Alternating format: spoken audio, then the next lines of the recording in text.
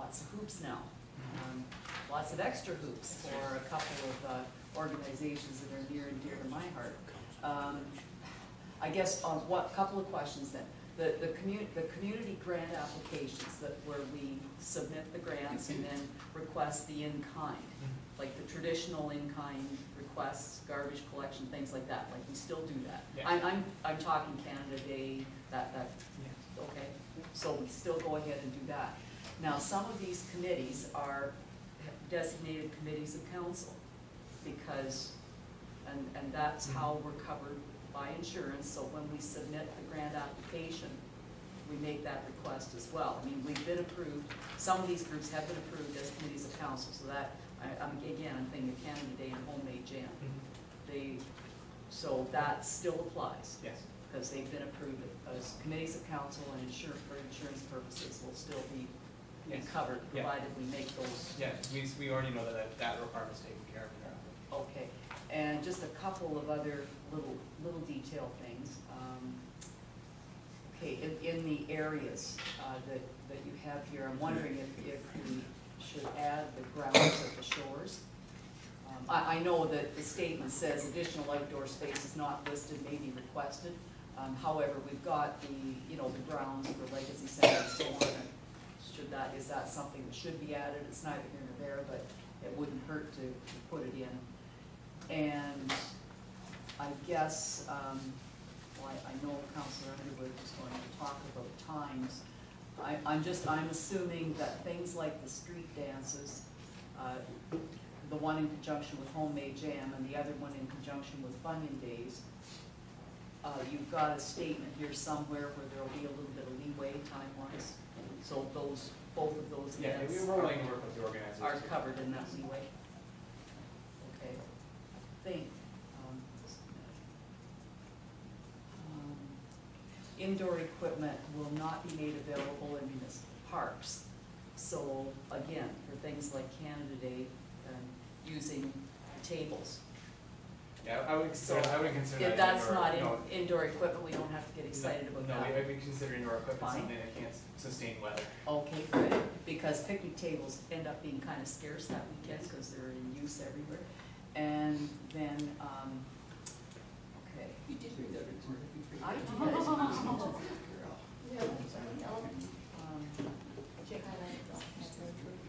did. No, I think that. Well, again, I mean, that we'll get all of these community groups will kind of get caught up in this, and there's a few extra charges now. I'm just wondering, what's the difference in the fee structure for community events as opposed to non-community? It doesn't look like there's anything, unless I missed something. Oh, just a minute. I did so. I apologize. Strike that question. It's the application. The application fees. Yeah. Okay. That's it. Councillor Underwood had his hand up. Yeah, the only thing I have out of this report I like it really for me is the timing for decibel levels, and I know you have exemptions in there, or exceptions for existing events and stuff like that, but wouldn't it be better just to have one policy, 11 a.m. to 12 p.m. and be done? And that way it's up to the organization if they want to go that late or whatever, if they meet the rest of the criteria or whatever, because like Forest, for instance, last year we had the street party. Nothing happens there until 10. People don't come out till around that time. We can probably update it to reflect our noise bylaw, and then anybody who's coming for noise bylaw exemptions for their events already, it just the same process matches. So okay. If you prefer that, then it matches it up to our bylaws. Personally, I like the 12 o'clock thing. Yeah, although as an organizer, it was nice to shut it down at 11 because it was getting kind of fun then. When I was talking to the other bands, they said they like to start a little later and finish later. It's the old high school piece.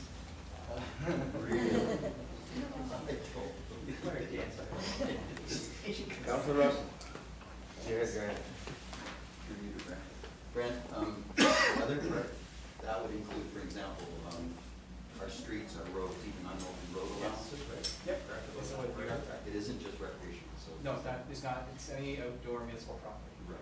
And if you did use them, right, you get permission through this application, then you might have to go through another route because of closing the road or something like that, correct? And then that would be another fund.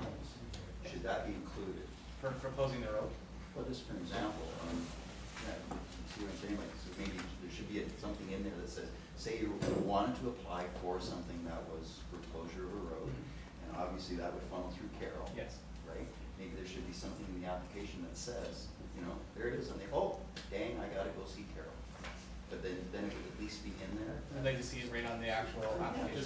Just so that, you know, it's information, you know, it's a powerful thing, that information. You know, which office do we go to? Do we go to the treasurer, or do we go to recreation? Oh, we go to Carroll. There it is, it says, you know, where's Carroll? It's in there, it's in J on the application. Yeah, it does talk about, if you have to, you need to go to the clerk's department for something like that. Mhm. So we can use the streets, right? Yeah. Okay, Councilor Monson. Just through you to Brenda, I'm just wondering, Brenda, if we're a little light on the security deposit on non-community events and maybe even the private events. $500 to protect municipal property for a non-community event with over 300 people seems a little light to me. I mean, I don't know if it's a deterrent, if someone. Yeah, that's the balance we're trying to achieve, is whether or not that deposit becomes a deterrent to events. I mean, it's. We've been fortunate, at least since I've been here, that we haven't had any damage we haven't had a lot of events, and we haven't had any damage, but, you know, when you do have some, you don't know what the cost is gonna be usually. It's a starting point for us, see where it goes. It just seems like we're making it the same as a community event. Community event, you really know people are probably gonna come back and do it again. It's a community event. A non-community event could be like a one-shot beach party, and they don't care, and it's $500. Hey, it's like our buddy up in Plan 24, right? He takes the security deposits for, adds up to thousands of dollars, and then he gets $100 worth of noise violations, and says, that's okay, just take it out, and I don't give the kids their money back. So 500 just seems light to me for municipal property for a non-community event. Make an amendment. I don't know how other people do that. Councilor Scott? Anything else? Motion is that we approve the recommendation of the policy. Can I make a friendly amendment there for the time for the decibel levels at midnight? Okay. Anybody else? But, well, That is page 51, 4.5. 51, 4.5, 11 a.m. till 9. We don't go to bed after reading. What would you like it to read? I like the 11 a.m. to 12 p.m. appropriate decibel levels were determined by the municipality. So 11 So till that will be 12 p.m. instead of 9 amplified p.m. announcements of community during special events 8:45 10 p.m. Amplified music is permitted from 11 a.m. to 12 p.m.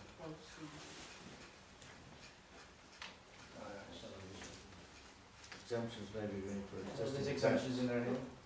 I think it's We'll leave it, flexible. I just hate exceptions, that's all. Okay, no, I withdraw my motion. We'll leave it the way it is. Motion is to, for the recommendation the way it is, and if we need to make adjustments, we will. State your case. All in favor of that? It's carried. Thank you. Community Services Report 86. This is the Grand Bend Beach Garden Strategy. There's a report for council's information. Councilor Dillon. So you receive and file with thanks to staff for the work that we're doing here. I think the gardens are seconded by Councilor Scott. Questions? Secretary Day? Just a couple of questions through you to Brent. Brent, I'm just wondering, as we look at the map and the overview of the gardens there, would you say that there may be too many gardens in that area? Is it becoming a little too difficult to handle because of magnitude? You know, there's a lot there. I think, you know, like as we were looking in, as we see in the report, what our strategy is to find plants that are more broadcast out over the land a bit more and can provide more coverage so that we don't have to go out and actually weed those areas. And some of these areas where it's, you know, the median between the parking, you know, the plantings are, they're not bushes, they're actual plants that get to go out and weed, and that is cumbersome. So what we've asked the company to do, or actually the nonprofit organization to do, is provide us with some recommendations of what we can put in there that'll provide some coverage. And then, you know, if a weed happens to grow up in the middle of the median, it's covered by a